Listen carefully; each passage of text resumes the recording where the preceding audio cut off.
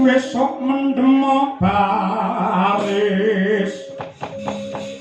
kong baris prayitno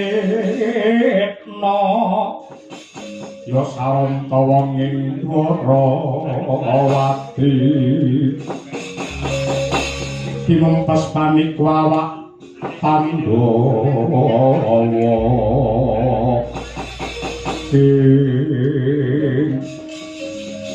yen ora luput kang dadi panyawanku putra Madukara Bambang Wisageni ya pancen dasar kepara napa Wadayudana aku ingkang suwana ing Pendhapa Agung Negara Ngastina ora kaki babar ana wigati apa Wisageni yen dene malah kaya apa anggonku suwana ngarsamu Wadayudana iki yektine nuruti apa kang dadi pandriting para kawula Ngastina tanise para kawula ing negara Ngastina iki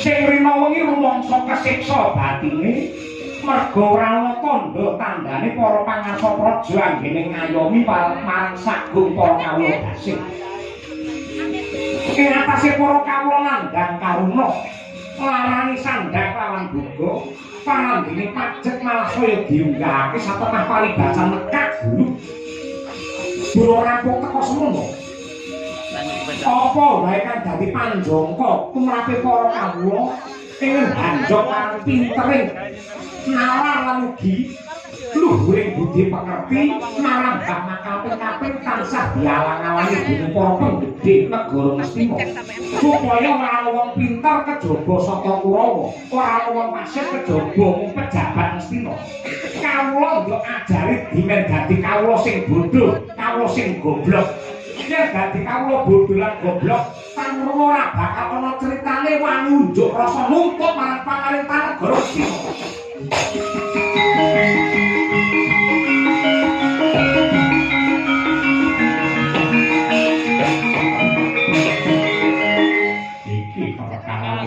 iya bisa kowe wong jowo saka negara Ngastina parandene lar nang ndi sane parandene gak campur tangan tumrap lelakon iki kowe dudu wong Ngastina saru diluhur lamun tok campur tangan sik kok iso panjenenganmu kok lamun aku dudu wong Ngastina mongko aku iki yektine pra Ngastina aku putrane Kanjeng Rama Arjuna malah palungguhan iki aku tak ganti takon yen dene sing duwe hak menang kamukten negara Ngastina iki Pandhawa apa Kurawa yen pancen sing duwe hak kamukten negara Ngastina iki Pandhawa kenapa sing dadi ratu kok Wadayudana yen pancen Ngastina iki hak menange para Kurawa dasare apa wewakone sing kepiye aku pengen ngerti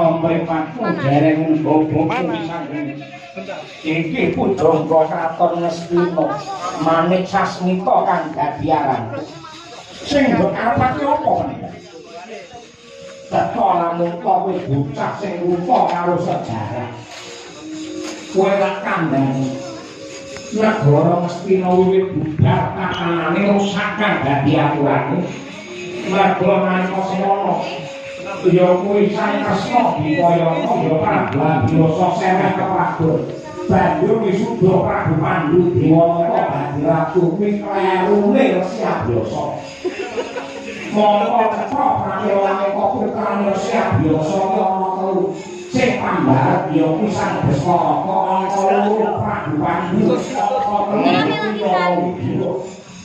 manut paugeran kubune sing kabehane ya kuwi saware ora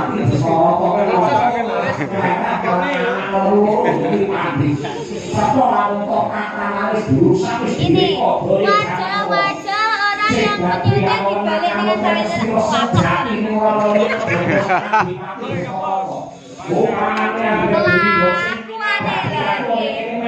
kelakuan dan keberangkatan kedatangan dan kepulangan.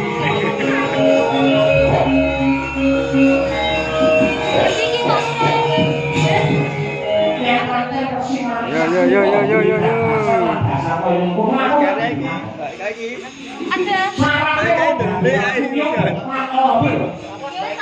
Ratu dadi ratu siji Wibowo, angka 2 Wicaksono, angka 3 Prasaja dinene angka 4 ya kuwi Santosa.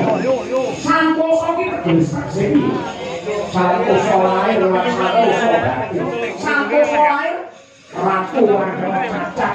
Apa? Simbah Destara koke cacat apa? Deta rapunta kae pitaka netra cala bina karo kancane manang. Kok mau bergerak neh. Yen ratu cala netra cala bina pira krepok dadi ratu ora aku ndobok rame.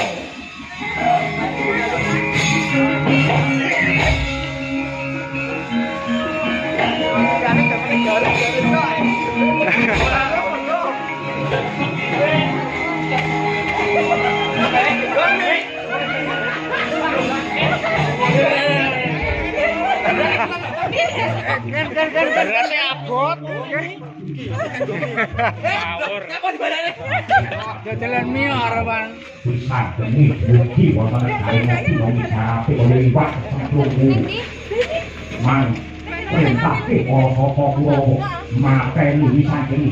Yen wisangkeni muda jaroko nang Pandhawa liyane melu ngenes pestaken jauh.